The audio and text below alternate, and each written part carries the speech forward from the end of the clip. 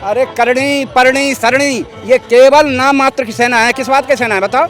तेरी बपौती है बाराबंकी, तेरी बपौती है भारत, तेरी बपौती है कोई एक प्रदेश जिसमें तू नहीं, चंद्रशेखर क्या किसको नहीं घुसने देगा? तो चुनौती दे और आ मैदान में। अगर एक माँ का दूध पिया एक बाप की औलाद है तो फिर चुनौती देखे आ बाहर।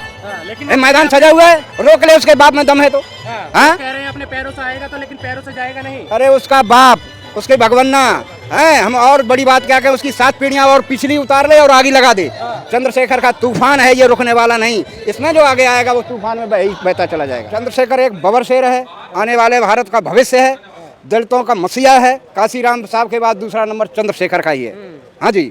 लेकिन चंद्रशेखर लगातार धमकियां मिल रही है, जान से मारने की कोशिश की जा रही है। वो गीदड़ है ना, गीदड़ है। जो एक शेर जंगल में जाए और 10 गीदड़ मिल जाए तो अपनी हरकत करेंगे, लेकिन शेर पे कोई फर्क नहीं पड़ता है। हाथी चलता है मस्त चाल, कुत्ते भौंकते रहते हैं, टच नहीं कर सकते हैं उसके विशालकाय शरीर को देख के। इसी तरह चंद्रशेखर का जो कद इस समय बढ़ा हुआ है, पूरे भारत में चुनौती दे रहा है मनवाद, पाखंडवाद और अन्यायवाद के खिलाफ। किसी भी जाति धर्म का ऊपर अगर अन्याय अत्याचार होता है तो एक ASP ही ऐसी पार्टी है। चंद्रशेखर भाई कई कार्यकर्ता ऐसे हैं जहां कहीं मदद नहीं मिलती है, वो मदद जो है केवल चंद्रशेखर उपलब्ध कराता है। न्याय का योद्धा है। लेकिन चंद्रशेखर को डर के रहना चाहिए क्योंकि वो एकमात्र सांसद है अपनी पार्टी के। नहीं, ये कायर नहीं है, ये बबर शेर है। शेर कहीं डरते हैं? कहीं गुफा में घुमते देखे हैं तुमने? शेर जो है अकेला घूमता है और सारे जानवर होते हैं जंगल के अंदर, लेकिन वो भय नहीं मानता। इसी तरह भारत है, भारत नहीं विदेश है।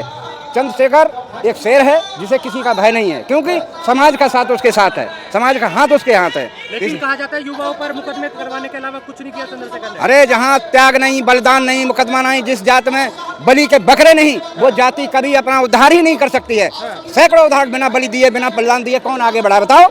एक भी उदाहरण बताओ जिसने बिना बलिदान के आगे बढ़ गया हो। लेकिन कहा जाता है चंद्रशेखर हिंसा के अलावा कुछ नहीं करते। हिंसा जरूरी है, अगर अन्याय हो रहा है तो वहाँ हिंसा भी जरूरी है। हिंसा वो धर्म हो जाता है जहाँ हमारे ऊपर अन्याय अत्याचार हो, हमें मिटाने की कोशिश की जाए, हमारा सम्मान छीन लिया जाए, तो हमको जीवित रहने का अधिकार ही नहीं हो रहता है। तो वहाँ तो यही है कि करो और मरो।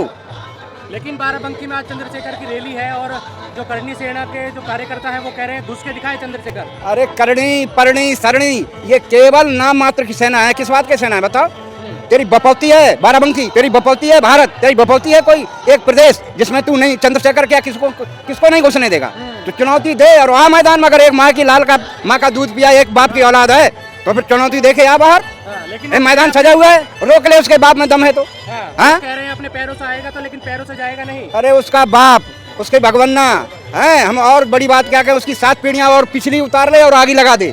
चंद्रशेखर का तूफान है, ये रुकने वाला नहीं। इसमें जो आगे आएगा वो तूफान में बहता चला जाएगा। लेकिन आपको नीला कबूतर बताते हैं वो लोग। नीला कबूतर नहीं, ये नीले बाज हैं। जहाँ पंजा मार देते हैं वहां से फिर बचना संभव हो जाता है। इसलिए जो है ये नीले बाज, कहीं पर देखा तुमने चिड़ियों के झुंड उसी में तो पकड़ी और लेके चला जाता है। तो ये बाज हैं, बाजों से कौन टकराएगा? लेकिन वो लाठियों के साथ स्वागत करेंगे चंद्रशेखर आजाद का। लाठियां उन्हीं के पास है, हमारे पास लाठियां तो बंदूक कुछ भी नहीं है कि हम नियत्ते हैं।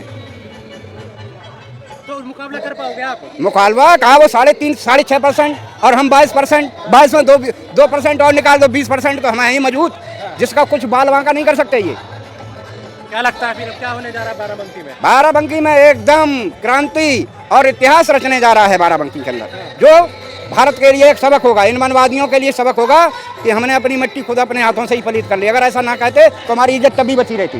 लेकिन ऐसा तो नहीं चंद्रशेखर झुक के आ जाए, वहाँ से हार मान जाए, सवाल ही पैदा नहीं होता भाई, सवाल ही पैदा नहीं होता है।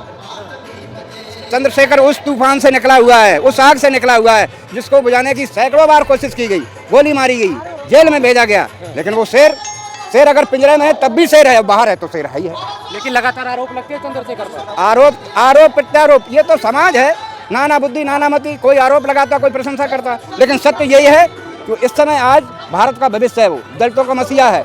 आने वाले भारत में जो है आजाद समाज पार्टी ही इस दलितों की बागडोर संभालेगी और इसको अधिकार दिला के ही मानेगी। चंद्रशेखर पर बीजेपी का हाथ रखा हुआ है। ऐसे तो मायावती भी बीजेपी की पार्टी है, ओवैसी वाला भी बीजेपी की पार्टी, तो इसका मतलब ये क्या हो रहा है कि बीजेपी ने सबको खरीद लिया, सबको अपने सम्मिलित, फिर अलग अलग राग क्यों अलाप रहे हैं? बीजेपी में सम्मिलित हो जाते हैं। लेकिन आप युवाओं के हाथों में कलम छोड़कर लाठियां पकड़ाने का काम कर रहे हैं। भाई काम सब चाहिए, जहाँ कलम की जरूरत वहाँ कलम चलेगी, जहाँ लाठी की जरूरत वहाँ कलम कुछ नहीं कर सकती है। वहाँ लाठी ही चलानी पड़ेगी। और आपके बाप में पावर हो तो रोक के दिखा देना उनको। वो कबूतर वो नहीं है, वो बाज है, तुम्हें चीरते हुए निकल जाएंगे और तुम देखते रह जाओगे। लेकिन करनी सेना का मुकाबला कैसे करोगे? उन पे हथियार भी है, आप पर लाठियां हैं। आपने देखी नहीं वीडियो? वहाँ पे लाठी लाठी रख रहे हैं वहाँ पे लाठियों का भी इंतजाम है, हर चीज़ का इंतजाम है। आप एक बार आओ तो पहले आपको मैदान में हम दिखा देंगे कि मैदान में होता क्या है। तो फुल लाठियां चलने वाली है वहाँ पर? बिल्कुल, अगर माहौल उन्होंने बिगाड़ने का काम किया तो खत्म हम करेंगे। अगर माहौल खराब करने का उन्होंने काम शुरू किया तो खत्म हम करेंगे। फिर उनको पहले आप शुरुआत नहीं करेंगे? नहीं, पहले तो हम तो संविधान को मानने वाले हैं, लेकिन अगर वो उल्लंघन करते हैं संविधान का तो हम भी पीछे नहीं हटेंगे। फिर उनको शुरू करने तो खत्म हम करेंगे। लेकिन क्यों, क्या वजह लग रही है, क्यों नहीं घुसने दिया जा रहा चंद्रशेखर को? भाई उनकी मानसिक सोच है, उनकी मानसिकता हम थोड़ी बदल सकते हैं। उनको क्या लगता है क्या नहीं लगता उनको पता होगा, बाकी कुछ नहीं है। उनको उनसे कुछ होने वाला नहीं है, ये मनुवादी सोच है। बस वो अपना फेम कमाने लिए करते हैं, बाकी उनसे होता कुछ नहीं है। अभी यूपी में रैली जो होने वाली थी तो उनको धमकी मिली थी कि बम से उड़ा दिया जाएगा, फिर भी हमारे बड़े भैया चंद्रशेखर वहाँ पहुंचे और आप देखिए कुछ रैली आराम से मनी, अच्छे से मनी, किसी ने कुछ उखाड़ पाया नहीं। बस ये मनुवादी फेम कमाने लिए करते, ये सोचते हाईलाइट में आ जाएंगे और होता कुछ नहीं इनसे। बस इनकी बकैती बढ़ती, बस इनकी होता कुछ नहीं इनसे। लेकिन चंद्रशेखर आजाद आप जैसे युवाओं को उकसा रहे हैं लड़ाई के लिए। नहीं उकसा क्यों नहीं, हमारे बड़े भैया चंद्रशेखर उकसाने क्या, उनके पीछे उनके राह पे चल रहे हैं, वो हमें रास्ता दिखा रहे हैं। उनके वजह से हमने सिरे छोड़ करके जी रहे हम। लेकिन आप पर एफआईआर होगी, आप ऐसे अगर हिंसा करने का काम करेंगे तो एफआईआर डरता कौन है? एफआईआर डरते हम 36 मुकदमे लगा दे, उससे फर्क थोड़ी पड़ता है। लेकिन अगर सामने वाला हमारे खिलाफ जाएगा तो हम उसके खिलाफ जरूर जाएंगे। तो बहुजन समाज अपने अधिकारों के लिए बिल्कुल बिल्कुल, लड़ने के लिए तैयार है, मरने के लिए तैयार है। यार मैदान में तो आओ, हम खड़े मैदान में, हमारे जैसा युवा समाज।